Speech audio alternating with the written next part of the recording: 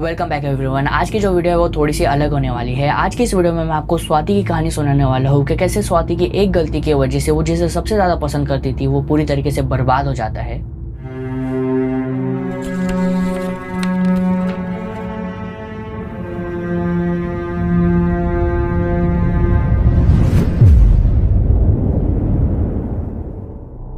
ये कहानी हमें पता चलती है रश्मि के जरिए। रश्मि स्वाति की एक बेस्ट फ्रेंड थी। कहानी शुरू होती है आज से 3 साल पहले, जब रश्मि अपने कॉलेज के फर्स्ट ईयर में थी। वहाँ पर उसे स्वाति मिलती है अपनी रूममेट के तौर पर। दोनों एक साथ रहते थे तो इसलिए दोनों का खाना पीना उठना बैठना साथ में हुआ करता था, इसलिए दोनों एक साथ बेस्ट फ्रेंड बन चुके थे। और रश्मि का एक बॉयफ्रेंड भी था जिसका नाम था साहिल। दोनों एक साथ बहुत ज्यादा मजे किया करते थे। दोनों ट्रिप के ऊपर घूमने जाया करते थे। रश्मि हमेशा घूमने जाया करती थी। स्वाति को भी वो पूछते थे कि तू भी हमारे साथ चल, बहुत ज्यादा मजा आएगा, लेकिन स्वाति हमेशा मना कर दिया करती थी। एक दिन ऐसे ही बैठे बैठे रश्मि और स्वाति बात कर रहे होते हैं, तभी स्वाति कहती है कि मुझे भी एक ऐसा लड़का चाहिए जिसके साथ मैं घूम सकूं, अपनी बातें शेयर कर सकूं, अपने सीक्रेट शेयर कर सकूं। मुझे भी चाहिए कि मेरे पास भी साहिल जैसा कोई एक लड़का हो। तो रश्मि स्वाति से कहती है कि चल मुझे बता, कोई ऐसा लड़का है कि जो तुझे कॉलेज के अंदर पसंद आता हो। तो स्वाति कहती है कि नहीं, ऐसा तो कोई लड़का नहीं है, लेकिन एक लड़का है राज, वो मुझे बहुत ज्यादा अच्छा लगता है, लेकिन मैं कैसे जाके उससे बात करूं, कैसे उसे कहूँ कि मुझे वो अच्छा लगता है। तो रश्मि उससे कहती है कि तू ज्यादा टेंशन मत ले, हम इंस्टाग्राम के ऊपर उससे कनेक्ट करते हैं, इंस्टाग्राम के जरिए उससे बातें करना शुरू करते हैं। तो ऐसा ही होता है, स्वाति राज को फ्रेंड रिक्वेस्ट सेंड करती है और राज भी उसकी रिक्वेस्ट एक्सेप्ट कर लेता है। उसके बाद वो दोनों एक दूसरे को फॉलो करने लग जाते हैं और कुछ दिन के अंदर ही वो अच्छे दोस्त बन जाते हैं। दोनों एक दूसरे से बहुत ज्यादा बातें करने लग जाते हैं। धीरे धीरे उनकी बातें भी बढ़ने लग जाती है। वो दोनों अपने सीक्रेट शेयर करने लग जाते हैं, पर्सनल बातें करने लग जाते हैं। ऐसे ही करते करते 3 से 4 महीने वो एक दूसरे से बातें कर रहे थे। लेकिन जब भी क्लास के अंदर ये दोनों एक दूसरे के आमने सामने आया करते थे तो बहुत ज्यादा ऑकवर्ड फील होता था दोनों को और एक दूसरे से बात नहीं कर पाते थे। इंस्टाग्राम के ऊपर तो ये घंटों घंटों बात किया करते थे, अपने सीक्रेट शेयर किया करते थे, अपनी फीलिंग्स शेयर किया करते थे, लेकिन जब क्लास के अंदर मिलते थे तो एक दूसरे से बात ही नहीं कर पाते थे। दोनों जब भी क्लास के अंदर एक दूसरे से मिलते थे तो एक दूसरे को देखकर ऐसे आंखें घुमाने लग जाते थे, लेकिन एक दूसरे से बात नहीं कर पाते थे। दोनों एक दूसरे से इंस्टाग्राम के ऊपर तो 4 महीने से बातें कर रहे थे, लेकिन आमने सामने वो बात नहीं कर पाते थे। तो एक दिन ऐसा ही होता है, राज बैठा हुआ होता है बेंच के ऊपर, तभी स्वाति उसके बाजू में आकर बैठ जाती है। लेकिन दोनों एक दूसरे के बाजू में बैठे होने के बावजूद भी एक दूसरे से कॉन्वर्सेशन नहीं कर पाते हैं और ऐसे ही उठकर चले जाते हैं। इसी वजह से स्वाति राज को रात में मैसेज करती है और कहती है कि तुम मुझसे कॉलेज में बात क्यों नहीं करते, हम यहाँ पर तो बहुत ज्यादा बात करते हैं, लेकिन कॉलेज में बात क्यों नहीं कर पाते, ऐसा ऑकवर्ड क्यों हो जाता है। तो राज उससे कहता है कि पता नहीं यार, पर यहाँ पर बात करने में थोड़ा कंफर्टेबल फील होता है और कॉलेज के अंदर थोड़ा अजीब लगता है। तो स्वाति उससे कहती है कि एक काम करते हैं, हम कॉलेज के बाहर मिलते हैं और फिर वहाँ पर बात करेंगे। तो ऐसा ही होता है, ये दोनों एक कैफे के अंदर मिलने का प्लान करते हैं। दोनों कैफे में पहुंच जाते हैं। 10 से 15 मिनट वो ऐसे ही बैठे होते हैं, दोनों के पास कुछ टॉपिक नहीं होता बात करने के लिए और ऐसे ही एक दूसरे का मुंह देखे जा रहे थे।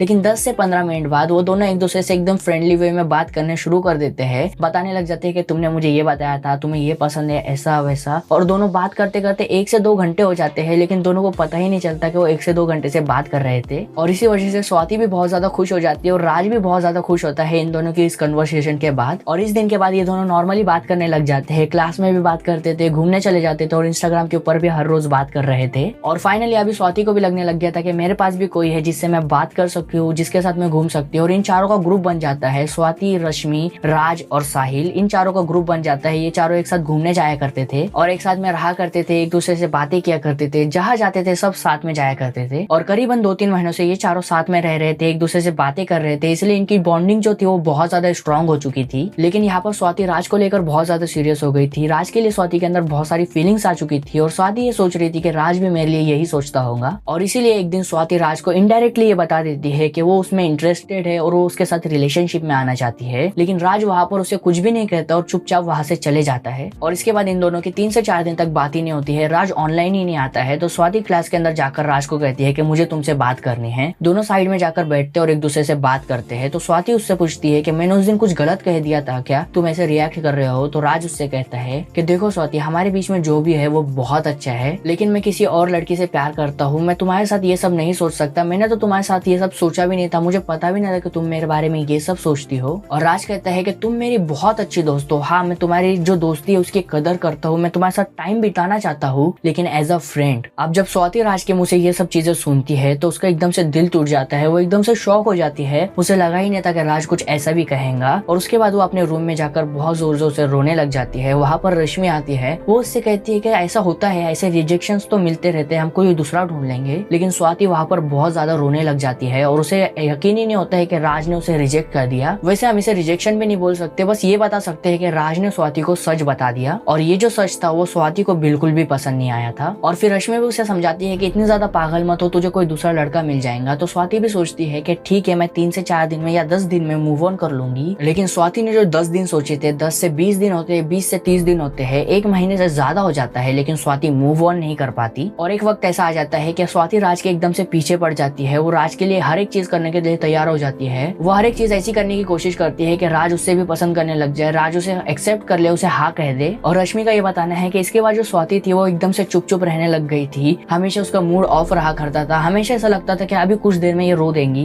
इन सब के बाद ऐसे एक दिन स्वाति इंस्टाग्राम स्क्रॉल कर रही होती है, तभी उसे एक पेज दिखता है जिसके अंदर लिखा हुआ होता है कि क्या आप चाहते हो कि वो आपसे प्यार करे, क्या आप चाहते हो कि वो लड़का आपके पास आ जाए, क्या आप चाहते हो कि वो लड़का आपकी सारी बातें माने। और नीचे एक नंबर दिया हुआ होता है और कहा होता है कि इसके ऊपर कांटेक्ट करो और फिर 7 से 8 दिन के अंदर वो लड़का आपके प्यार में पागल हो जाएगा, वो लड़का आपके लिए सब कुछ करने के लिए तैयार हो जाएगा। और ये बात तो मैं भी मानता हूँ कि इस तरह के पोस्टर्स और इस तरह के फोटोज आपने भी कहीं ना कहीं जरूर से देखे होंगे। वैसे ये सब चीजें जो होती है वो हमें भी पता है कि फेक होती है, लेकिन स्वाति उस वक्त इतनी ज्यादा डेस्परेट थी कि वो सोच भी नहीं रही थी कि ये फेक होगा और वो उन्हें कांटेक्ट कर देती है। और स्वाति उन्हें डीएम के अंदर सब कुछ बताती है। स्वाति उन्हें मैसेज करती है, हाय स्वाति दिस साइड, और उन्हें सब कुछ बताती है कि मेरी ऐसी ऐसी कहानी है और मुझे इसका कोई सॉल्यूशन बताओ। तो सामने से मैसेज आता है कि आपने एकदम सही जगह पर कांटेक्ट किया है, आपकी जो प्रॉब्लम है वो बहुत जल्द सॉल्व कर दी जाएंगी। स्वाति ये मैसेज पढ़ने के बाद बहुत ज्यादा खुश हो जाती है और स्वाति उन्हें मैसेज में ये भी कहती है कि मुझे वो लड़का चाहिए ही। और वो कहती है कि तुम अपने चार्जेस बताओ, मैं तुम्हें पे करने के लिए भी तैयार हूँ, तुम जितना बोलोगे मैं उतना पे कर दूंगी, बस मुझे वो लड़का चाहिए। तो वो भी मैसेज में कह देते हैं कि तुम एकदम से निश्चित हो जाओ, 7 से 8 दिन में वो सामने वाला जो है वो आपके प्यार में पागल हो जाएगा। स्वाति उनसे कहती है कि मुझे क्या क्या करना होगा। तो वो कहते हैं कि तुम्हें कुछ भी करने की जरूरत नहीं है, हम ऐसा नहीं कहेंगे कि तुम कुछ मेकओवर कर लो, उनसे सीधे से बात मत करो, हम बस एक ऐसा मैजिक करते हैं जिसकी वजह से जो सामने वाला है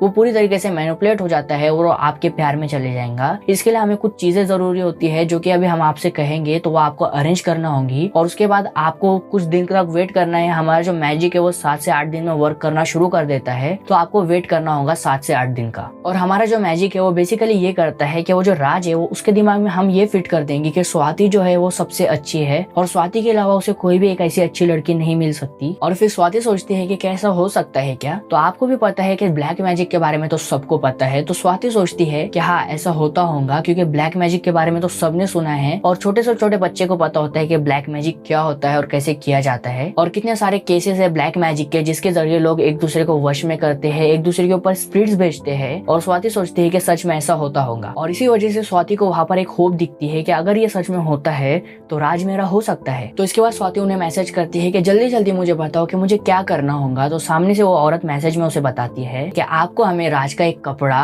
और उसका बाल, खून या नाखून, कुछ ऐसी पर्सनल चीज देना होगी जिससे हम एक स्ट्रॉन्ग स्पेल बनाएंगे और राज के ऊपर ये सब असर करेंगे, जिसकी वजह से राज आपके प्यार में पागल हो जाएगा। तो स्वाति उनसे कहती है कि ठीक है मैं मैनेज करती हूँ। स्वाति के पास राज का तो कपड़ा होता ही है, तो उस कपड़े को साइड में रख देती है। उसके बाद उसे उसका नाखून या तो बाल चाहिए था, तो स्वाति क्या करती है, राज को एक बार वापस से मिलने के लिए बुलाती है और उसके बाद वो राज से थोड़ी देर तक बातें वगैरह करती है। और जब राज जाता है तो आपको भी यही पता होगा कि हमारे जो बाल है वो नॉर्मली गिर जाते हैं कहीं पर भी, तो स्वाति उसी के ऊपर ध्यान देती है कि राज का कहीं पर बाल गिरता है या नहीं। स्वाति उसे फॉलो करती है और जैसे ही उसे पता चलता है कि राज का कहीं पर बाल गिरा है, वो वहाँ पर जाकर चेक करती है और उसे राज के 2 बाल के टुकड़े मिल जाते हैं। वो उन्हें कलेक्ट कर लेती है और साथ ही में उन लोगों ने स्वाति से 20,000 रुपीज की एक पेमेंट भी मांगी थी, तो स्वाति उसे भी अरेंज करती है। और उन्होंने कहा था कि ये जो पैसे, बाल और एक कपड़ा है वो तुम्हें एक पन्नी के अंदर बांध दो, और एक जगह बताई थी जो कि एकदम से नॉर्मल जगह थी, बस कहा था कि इस झाड़ के नीचे रख दो और वहां से चले जाओ। तो स्वाति वैसे ही करती है, ये सब चीजें कलेक्ट कर और 20,000 रुपीज लेकर एक झाड़ के नीचे जाती है, उस पेड़ के नीचे उस सब चीजों को रख देती है और वहां से चले जाती है। फिर कुछ दिन बीतते हैं, उसके बाद 7 से 8 दिन हो जाते हैं, लेकिन स्वाति को कुछ भी फर्क नहीं देखने मिलता। तो स्वाति उन लोगों को फिर से मैसेज करती है, कहती है कि अभी तक 7 से 8 दिन हो गया है लेकिन अभी तक कुछ भी नहीं हुआ। तो सामने से मैसेज आता है कि थोड़ा सा इंतजार करो। लेकिन ये सब पैसे वगैरह देने के बाद स्वाति बहुत ज्यादा खुश खुश रहने लग जाती है। रश्मि भी इसे नोटिस करती है। रश्मि उससे पूछती है कि कोई दूसरा मिल गया क्या तुझे। तो स्वाति कहती है कि कोई दूसरा तो नहीं, लेकिन जिसे मैं पसंद करती हूँ वो बहुत जल्द मेरा होने वाला है। तो रश्मि सोचती है कि शायद से इनकी बातें फिर से स्टार्ट हो गई है और इन दोनों के बीच में फिर से कुछ ना कुछ अच्छा हो रहा है, जिसकी वजह से स्वाति खुश है। तो रश्मि सोचती है कि ठीक है, अगर ये खुश है तो मैं भी खुश हूँ, और वो ज्यादा सोचती नहीं है। अब स्वाति वेट कर रही थी कि राज उससे बात करे, कुछ अच्छा हो, लेकिन अचानक से एक दिन ऐसा होता है कि राज कॉलेज नहीं आता है। स्वाति सोचती है कि कुछ होगा प्रॉब्लम, इसलिए वो कॉलेज नहीं आया। दूसरे दिन देखती है तो दूसरे दिन भी राज कॉलेज नहीं आता है, उसका इंस्टाग्राम वगैरह भी बंद था। स्वाति उससे कॉल करने की कोशिश करती है तो वो भी नहीं होता, और ऐसे ही करते करते 10 दिन हो जाते हैं और राज कॉलेज ही नहीं आता है, और स्वाति का कॉल भी नहीं उठाता है और इंस्टाग्राम पर भी ऑनलाइन नहीं आ रहा था। तो स्वाति तो डर गई थी, क्योंकि स्वाति को भी पता था कि उसने क्या किया था, राज की कौन सी चीजें एक ऐसी जगह पर दी थी जिसे वो जानती नहीं है। तो स्वाति उस औरत को मैसेज करती है कि सच सच बताओ तुमने उसके साथ क्या किया, पर उन लोगों ने सामने से स्वाति को ब्लॉक कर दिया था और स्वाति का मैसेज उन तक गया ही नहीं था। स्वाति उनसे कहती है कि मैं पुलिस में बता दूंगी, लेकिन उन लोगों को तो मैसेज मिल ही नहीं रहा था। तो स्वाति बहुत ज्यादा चिंता में आ जाती है। स्वाति अपने फैसले को रिग्रेट करने लग जाती है कि मैंने ऐसा क्या कर दिया जिसकी वजह से 10 दिन से राज आ नहीं रहा है, मेरा उससे कांटेक्ट भी नहीं हो रहा है। और आपको भी पता है कि सब लोगों को ये तो पता ही होता है कि ये सब क्या होता है, और इसीलिए स्वाति भी डर रही थी कि उसने कुछ गलत तो नहीं कर दिया। और इसी टेंशन के अंदर वो रश्मि को जाकर ये सब बता देती है, और जैसे ही वो रश्मि को ये सब बताती है, रश्मि स्वाति के ऊपर बहुत ज्यादा गुस्सा हो जाती है। रश्मि स्वाति को बातें सुनाने लग जाती है, उसे कहने लग जाती है कि तू पागल है, कि तूने ये सब क्या कर दिया, तुझे पता है कि ये सब चीजें कैसी होती है, इन सब चीजों का उल्टा असर भी हो सकता है, राज के साथ कुछ बुरा भी हो सकता है। स्वाति और भी ज्यादा डर जाती है ये सब चीजें सुनने के बाद। और ये जो 10 दिन थे जिसमें राज का पता नहीं लग रहा था, वो 10 दिन 20 दिन में बदलते हैं, 20 दिन 30 दिन में बदलते हैं, और करीबन 2 महीने से ज्यादा हो जाता है और राज का कोई भी पता नहीं था। ना कॉलेज वालों को पता था, ना ही रश्मि को पता था, ना ही स्वाति को पता था। सब लोग हैरान थे कि राज अचानक से कहाँ गायब हो गया है। अब ये सब होने के बाद स्वाति फिर से पहले जैसी हो जाती है। पहले तो स्वाति इसलिए रोती थी कि राज मुझे एक्सेप्ट नहीं कर रहा, लेकिन अब इसलिए रोती थी कि मैंने राज के साथ कुछ गलत कर दिया है। उसके परिवार का भी पता नहीं चल रहा और राज का भी पता नहीं चल रहा, सब लोग गायब हो गए अचानक से। इसके बाद एक दिन अचानक से राज का मैसेज आता है स्वाति को, क्योंकि स्वाति ने बहुत सारे मैसेज कर रखे थे कि कहाँ हो, कैसे हो, फोन क्यों नहीं उठा रहे, मैसेज क्यों नहीं कर रहे। इसलिए राज वहां से मैसेज करता है कि हेलो स्वाति, मैं ठीक हूँ। तो स्वाति यहाँ से मैसेज करती है एकदम से डेस्परेट होके कि मैं तुम्हें कॉल करूँ क्या। तो राज उससे कहता है कि नहीं, अभी हम मैसेज के ऊपर ही बात करते हैं। तो स्वाति उससे कहती है कि तुम इतने दिन से कहाँ गायब थे। तो राज उसे उसकी पूरी कहानी बताता है। राज उसे बताता है कि जब पहले दिन मैं गायब था तब मुझे तबीयत खराब थी मेरी, मुझे अच्छा नहीं लग रहा था, इसलिए मैं कॉलेज में नहीं आया। लेकिन उसके बाद जब भी मैं सोता था तो मुझे ऐसा लगता था कि मुझे कोई देख रहा है, कोई मेरे बाजू में है और मुझे कोई ऑब्जर्व कर रहा है, कोई मुझे देख रहा है, कोई मेरे ऊपर नजर रख रहा है। उसके बाद कुछ दिन बाद तो ऐसा होने लगा कि मुझे ऐसा लग रहा था कि कोई मुझे कांटे चुभा रहा है, मैं जब सो रहा हूँ कोई मुझे चाकू मार रहा है। और जब डॉक्टर को बताते थे तो डॉक्टर कहते थे कि सब कुछ नॉर्मल है। राज को सोते वक्त ऐसा लगता था कोई उसके हाथ पे चाकू घुसा रहा है, लेकिन सुबह उठकर जब वो देखता था तो उसका हाथ बिल्कुल भी नॉर्मल होता था। और इसी सब चीजों के अंदर और हॉस्पिटल में जाने के अंदर, ये सब चीजों के अंदर राज का और उसके फैमिली का 1 महीने से ज्यादा का टाइम वेस्ट हो जाता है। राज के फैमिली वाले भी सोच में पड़ जाते हैं कि इसके साथ क्या हो रहा है, और राज ये सब चीजों को देख देख कर पागल होने लग चुका था। और मैं आपको एक बात बता दूं कि जो राज के पापा थे वो एक बहुत ही बड़े बिजनेसमैन थे, वो बहुत ही अमीर फैमिली से बिलोंग करता था, और इसी वजह से जो राज की लाइफस्टाइल थी वो बहुत ही अच्छी थी। लेकिन ये सब होने के बाद अचानक से राज के जो पापा का बिजनेस था वो एकदम से लॉस में जाने लग गया। राज के पापा ने जितनी भी जगह पर पैसे लगाए थे सब जगह से उनके पैसे डूबने लग गए। उन्हें 3 से 4 दिन के अंदर इतना ज्यादा लॉस हुआ कि उन्हें उनका घर भी बेचना पड़ा,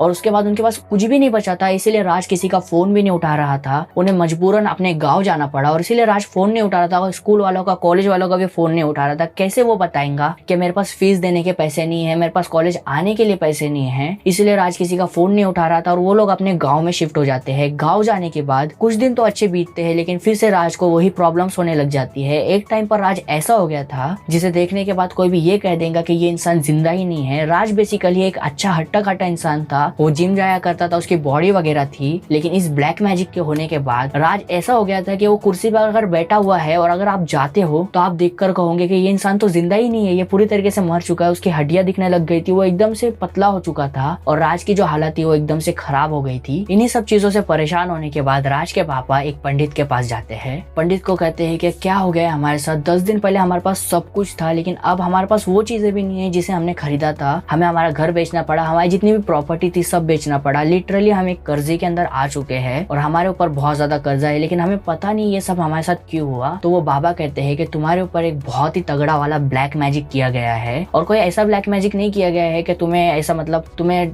मारना चाहते हैं वो लोग या तुम्हें तड़पाना चाहते हैं। उन्होंने तुम्हारे नेम और फेम को खुद के ऊपर हासिल करने वाला ब्लैक मैजिक किया है। राज स्वाति को बताता है कि ब्लैक मैजिक अलग अलग टाइप के होते हैं, जो कि राज को बाबा से पता चला था, वही राज स्वाति को बता रहा था। राज स्वाति को बताता है कि ब्लैक मैजिक में ऐसा ब्लैक मैजिक होता है कि तुम सामने वाले को तड़पा सकते हो, एक ऐसा ब्लैक मैजिक होता है कि तुम सामने वाले को मरवा सकते हो, और एक ऐसा ब्लैक मैजिक होता है जिसकी मदद से तुम सामने वाले की जो किस्मत में लिखा होता है, उसका नेम, उसका फेम, वो सब हासिल कर सकते हो। तभी स्वाति को हिट होता है कि वो जो औरत थी ये सब करने से पहले मुझसे यही पूछती थी कि राज के पापा के पास कितनी चीजें हैं, उनके पास कौन सी कार है, उनके पास कितनी प्रॉपर्टी है, उनका बिजनेस कैसा है, वो अमीर है या नहीं। तभी स्वाति को समझ में आता है कि ये सब जो हो रहा है वो स्वाति की वजह से ही हो रहा है। वो जो सामने वाली औरत थी वो स्वाति की मदद करने के लिए नहीं आई थी, बल्कि वो स्वाति से राज की इंफॉर्मेशन निकालना चाहती थी और राज के जो पापा का पैसा है, राज के जो पापा की किस्मत है वो अपने नाम करना चाहती थी। स्वाति ये सब सुनने के बाद एकदम से टूट जाती है। राज उससे ये भी कहता है कि जब पंडित जी हमें हवन कर रहे थे, क्योंकि हमें इन सब चीजों का पता चल गया तो हमने इसका इलाज शुरू किए, तो जब पंडित जी हवन कर रहे थे तो मेरे मुंह के अंदर से 2 इतनी बड़ी बड़ी कीलें निकली थी,